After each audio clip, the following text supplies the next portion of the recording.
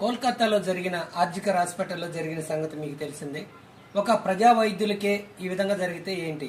అందులో చెప్పుకోదగ్గ అంశం ఏంటంటే, ఆ ప్రాంతానికి చెందిన మంత్రి వచ్చి ఈ మహిళలతో పాటు నిరసన చేయటం సిగ్గుసేట అంటున్న ప్రజలు. ఇటువంటి వైద్యులకే నిరుపేదలకి అన్యాయం జరిగితే ఎంతమంది స్పందించారు? గతంలో నిర్భయ విషయంలో వెంటనే ఎన్కౌంటర్ చేసిన ఇటువంటి పోలీస్ అధికారులు ఏ విధంగా ఉన్నారు? పోలీస్ అధికారిగా చెప్పుకునే, ఇన్ఫార్మర్గా చెప్పుకునే ఇటువంటి ఇన్ఫార్మర్లు 10-12 వేల జీతాలు చేసేటోళ్ళే పోలీసులుగా వ్యవహరించి ఈ విధంగా చేస్తుంటే పోలీసులు ఏం చేస్తున్నారు?